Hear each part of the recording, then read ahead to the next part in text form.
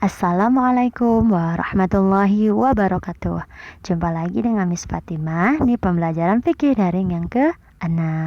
Gimana kabar abang-abang dan kakak-kakak, sehat? Alhamdulillah.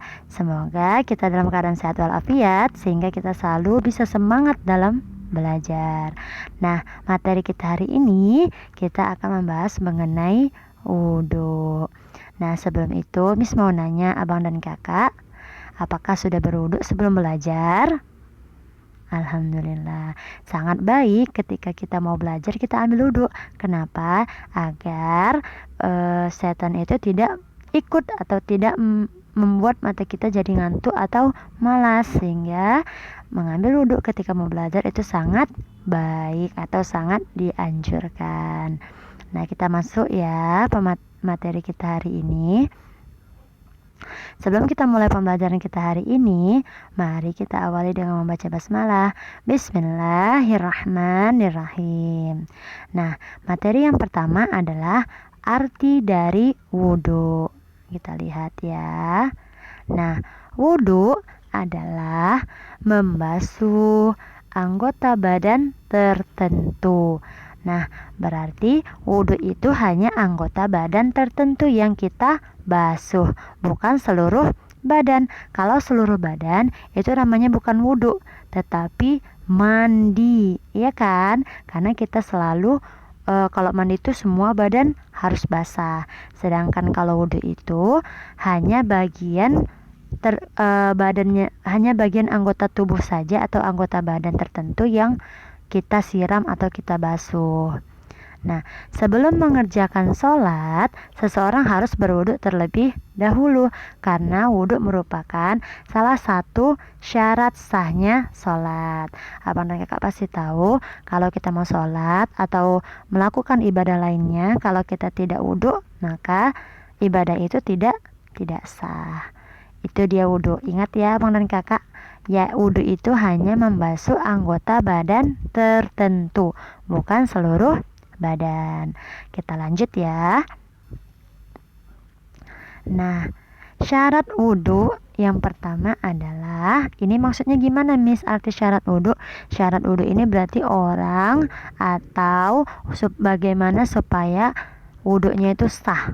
Nah, syarat-syaratnya itu yang pertama adalah beragama Islam. Berarti yang tidak Islam itu tidak boleh atau tidak bisa mengambil wudhu. Contoh nih, ada orang non muslim yang mau mengambil wudhu. Dia mengatakan, saya mau coba juga ambil wudhu biar hati saya tenang. Padahal dia non muslim atau tidak Islam. Apakah sah wudhunya? Jawabannya adalah tidak. Kenapa? Karena dia tidak Islam. Nah, itu dia syarat wudhu yang pertama. Syarat wudhu yang kedua adalah mumayyiz. Apa itu mumayyiz, Miss? Nah, mumayyiz ini adalah sudah dapat membedakan mana yang baik dan buruk. Contoh nih, abang dan kakak kira-kira sudah mumayyiz atau belum ya? Misal nih, di tangan Miss ada roti dan api. Kira-kira abang dan kakak akan memilih yang mana? Roti atau api? Iya, tentu jawabannya atau tentu abang dan kakak milih yang roti karena enak dimakan, sedangkan api berbahaya. Nah, oleh karena itu berarti abang dan kakak sudah dapat membedakan bahwasanya api itu buruk atau tidak baik, sedangkan roti itu sangat baik untuk kita makan. Berarti abang dan kakak sudah dikatakan dengan mumayyiz. Berarti anak kecil Miss yang masih bayi kalau wudhu boleh nggak? Boleh, tetapi belum terlalu dianjurkan karena adik bayi tersebut belum mumayyiz. Kita lanjut ya. Syarat yang ketiga yaitu membasuh dengan air suci. Nah, ingat kan pelajaran kita minggu lalu, suci itu berarti dia bisa diminum, ya kan? Nah, kemudian bukan hanya bisa diminum aja, tetapi juga mensucikan. Coba ingat abang dan kakak, apa nama air yang suci mensucikan pada pembelajaran kita yang minggu lalu? Ayo, apa namanya? Air? Iya, air mutlak. Nah, jadi kalau misalnya kita mau wudhu tapi tidak dengan air mutlak, maka wudhunya tidak sah. Iya, benar sekali. Ada 7 macam. Kemarin contohnya ya kita pelajari mengenai air mutlak. Salah satunya ada air salju, air mata air zam-zam, air laut, dan lain sebagainya. Kita lanjut bagian ketiga, syarat yang keempat. Nah, syarat yang keempat diperhatikan, tidak ada yang menghalangi sampainya air pada kulit seperti cat atau lain sebagainya. Contoh nih, abang dan kakak ingin membantu orang tua kita yang sedang mencat rumah. Ternyata tangan abang dan kakak terkena cat. Nah, ketika mau ngambil wudhu, cat tersebut tidak hilang dari tangan kakak. Maka kalau cat itu tidak kakak hilangkan, maka wudhu kakak atau wudhu abang dan kakak itu tidak sah. Kenapa? Karena ada cat yang menghalangi sampainya air pada kulit. Jadi seharusnya abang dan kakak itu harus menghilangkan dulu cat tersebut yang ada pada tangan kakak dan abang, barulah boleh atau barulah sah wudhunya. Paham ya abang dan kakak? Inilah 4 syarat dalam berwudhu yang harus dipenuhi agar wudhu abang dan kakak sah. Kita lanjut ya. Nah, hikmah berwudhu. Hikmah ini apa, Miss? Hikmah ini maksudnya adalah manfaat. Nah, kita lihat ya manfaat yang pertama dari berwudhu apa ya? Kita lihat. Yang pertama, mensucikan diri dari kotoran hadas atau najis. Kalau najis minggu lalu sudah kita bahas. Kalau hadas apa maksudnya, Miss? Sekilas Miss jelaskan ya. Hadas itu contoh, abang dan kakak baru buang air kecil. Nah, pada saat itu ketika abang dan kakak sudah buang air kecil, kemudian keluar dari kamar mandi, abang dan kakak tidak berwudu. Baru abang dan kakak dalam keadaan seperti itu dikatakan sedang berhadas, ya, sedang berhadas bukan bernajis.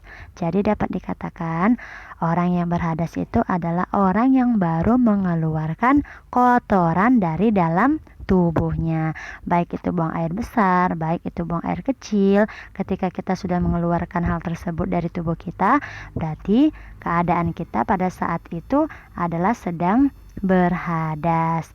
Nah, untuk menghilangkan hadas ini, hadas kecil, dia hadas kecil itu ada hadas besar. Untuk menghilangkan hadas kecil ini bisa kita lakukan dengan berwudu, sehingga ketika abang dan kakak selesai buang air kecil, abang kakak bisa langsung melakukan atau sudah langsung bisa ngambil wudu dan bisa melaksanakan sholat.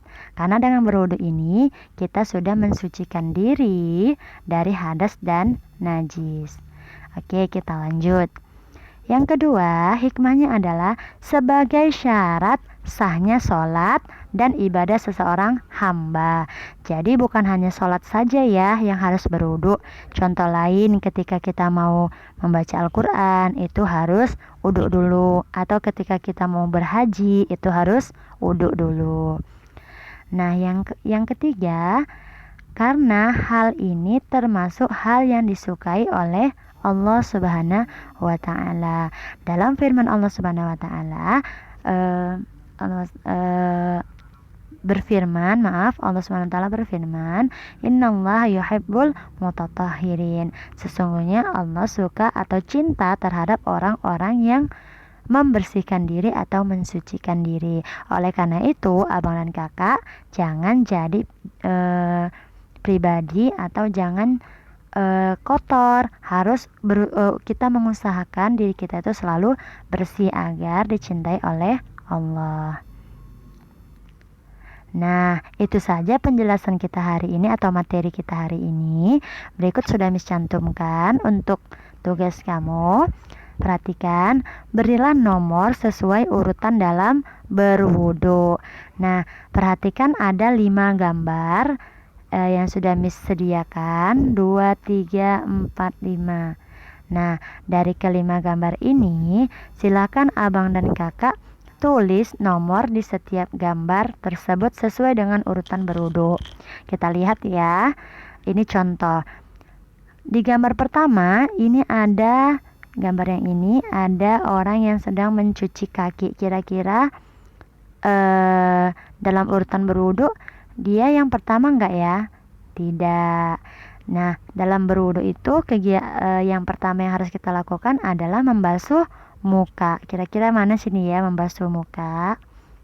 Iya, ini dia jawabannya. Maka berilah angka 1 pada gambar tersebut. Kemudian setelah membasuh muka apa? Misal membasuh telinga, beri nomor 2. Misal.